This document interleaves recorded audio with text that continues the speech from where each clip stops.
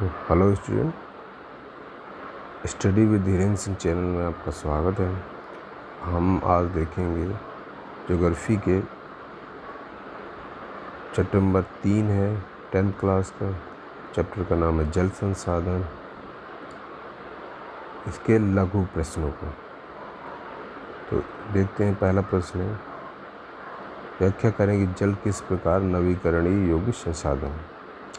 जल एक नवीकरणीय योग्य संसाधन है क्योंकि जल एक बार प्रयोग करने पर समाप्त नहीं होता।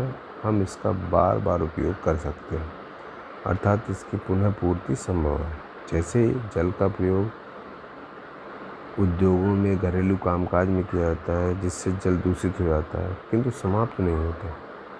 इस जल को साफ करके फिर से इस्तेमाल करने योग्य बनाया जा सकता है। तो ये इस तरह नवीकरणीय मतलब जिसका पुनः प्रयोग किया जा सके।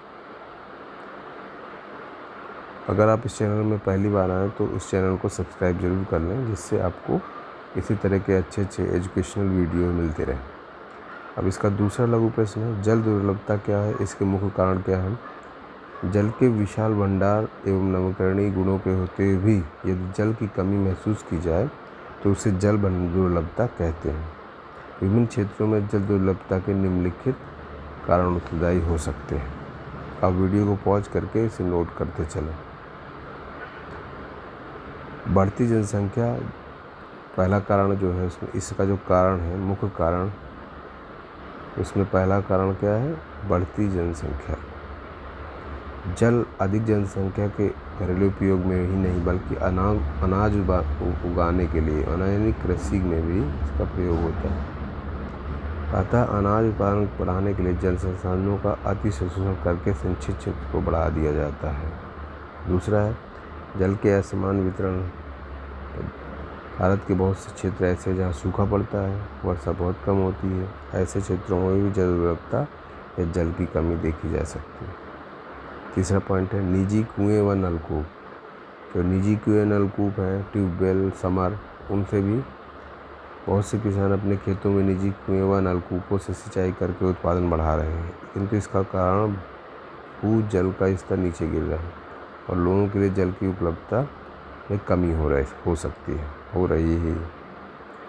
औद्योगिकरण के बाद औद्योगिकरण के कारण भारत में अलवणीय जल संसाधनों पर दबाव बढ़ गया है। उद्योगों को दर्जा की आवश्यकता होती है, जिसकी पूर्ति जल विद्युत से ही की जाती है। इस कारण भी जल की कमी का सामना करना पड़ता है। तो ये 4 कारण हैं इसके, इनको आपको नोट करना है। बहुउद्देशीय नदी परियोजनाओं से होने वाले लाभ और हानियों की तुलना करें। देखिए इसमें क्या लाभ है, क्या हानि है, इसको भी हम देखते हैं। नदियों पर बांध बनाकर एक साथ कई उद्देश्यों को पूरा किया जाता है, इसीलिए इसको क्या बोलते हैं, बहुउद्देशीय। जैसे बाढ़ नियंत्रण, सिंचाई, विद्युत उत्पादन, मत्स्य पालन, ऐसी योजनाओं को बहुउद्देशीय कहा जाता है। इन परियोजनाओं से जुड़े कुछ लाभ होते हैं तो कुछ हानियाँ भी। अब लाभ देखिए क्या होते हैं। नदियों में बांध बनाकर केवल सिंचाई नहीं की जाती है, पर उनका उद्देश्य विद्युत उत्पादन, घरेलू और औद्योगिक उत्पादन, जलापूर्ति, बाढ़ नियंत्रण, मनोरंजन, आंतरिक नौचालन और मछली पालन भी है। इसलिए बांधों को बहुउद्देशीय भी कहा जाता है। यहाँ एकत्रित जल के अनेक उपयोग समन्वित होते हैं। हानियाँ क्या हैं, नदियों पर बांध बनाने और उनका बहाव नियंत्रित करने से उनका प्राकृतिक बहाव अवरुद्ध हो जाता है, जिसके कारण तलछट बहाव कम हो जाता है। अत्यधिक तलछट जलाशय की तली पर जमा हो जाता है। तलछट में होता है कचरा, जो नीचे उसमें कूड़ा सा होता है, जैसे नाली के साफ करने में जो निकलता है। इससे नदी का तल क्या हुआ, चट्टानी हो जाता है।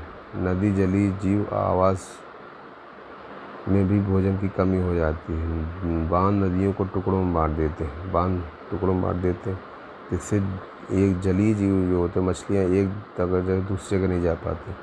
पहाड़ के मैदान बने हैं, जलाशयों में वहाँ मौजूद वनस्पति और मिट्टियाँ जल में डूब जाती हैं। इन परियोजनाओं के कारण स्थानीय लोगों को अपनी ज़मीन, आजीविका और संसाधनों से लगाव व नियंत्रण आदि को भी कुर्बान करना पड़ता है।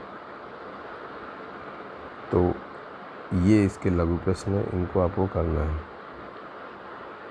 ये दो क्वेश्चन नंबर 2 के अंतर्गत 3 क्वेश्चन हैं, तो इनको आप वीडियो पॉज करके और नोट कर सकते हैं आसानी से। और ये बहुत देसी वाला भी है। तो आज की वीडियो में इतना ही। वीडियो देखने के लिए आप सभी को बहुत